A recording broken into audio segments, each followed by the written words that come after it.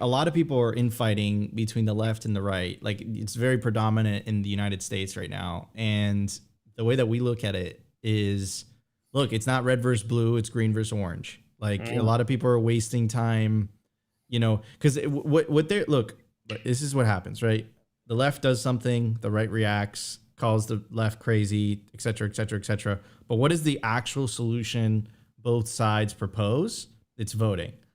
But voting doesn't fix like the core fundamental issue as to why people are enduring these economic hardships, which I believe are the reasons as to why people are pissed off in the first place, which is the money stealing from everybody, right?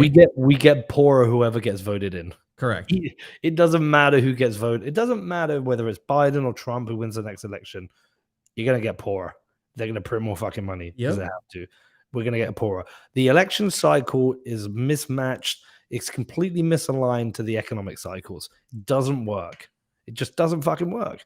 And so, yeah, listen, I'm like everyone on a journey with this and a journey of learning.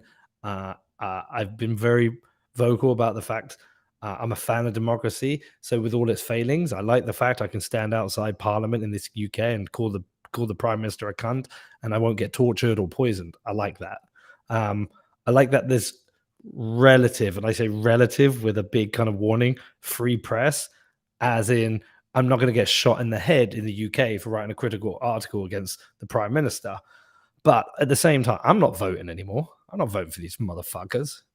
I've seen, I was listening to the radio today. This is dreadful. They were talking about inflation on the radio today. And so they had some lady on the phone. She was saying she's 60 years old and her husband's 60 years old.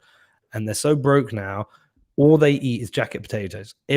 She said, we don't have breakfast. We don't have lunch. We have a jacket potato and beans in the evening. And twice a week, we have a bit of cheese because that's what we can afford. She said, at first, we were choosing between eating our home and heating our home and eating.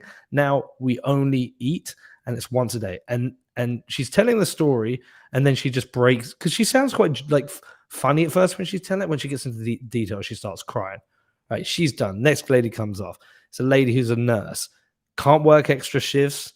She's broke. Her mum's lending her money. She's now not at work. She's feeling sick. All these motherfuckers have lost their money. They've been crushed by the way that these parties have irresponsibly borrowed and borrowed money and built up so much debt. I mean, our country in the UK, Dan Todd told me this, our country spends 120 billion a year servicing debt interest. They spend 71 billion on education. So we spend more money servicing their overspending than we do on educating our children. Any surprise, we're fucked. So fuck these people. I'm not voting for them, any of them. None of them are getting my vote.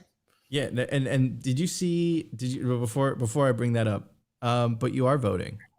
You're buying Bitcoin and you're taking Bitcoin into self-custody. It's the strongest vote you can make. Yeah, listen, but I think a non-vote is a vote. It's part of a revolution to say, fuck all your stuff.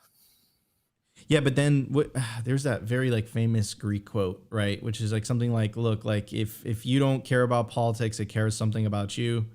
Like, don't you feel like if at least like on the ground level, you need, especially during the transition period, right? I think Bitcoin in the long run will make politics irrelevant, but I think during the transition period, don't you think it suits us to? I don't think it makes it irrelevant. I think it makes it more accountable.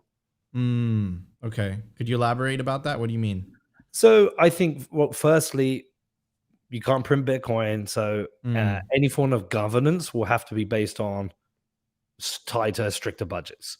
So that's definitely going to happen. Look, we're not going to live in a world where it's in the UK, there are 70 million people voluntarily cooperating every day with no structural hierarchy. Hierarchies exist everywhere and they will still be there. There's a hierarchy in my house. There's a hierarchy in my business.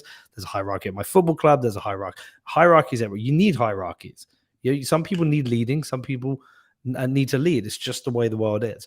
But it will become more accountable. So the people who are voted in to lead a group, whether it's a town, a village, a city, they will be accountable and they won't be able to waste money or print money and they'll be voted out. So I think you just have a stronger form of democracy based on with accountability.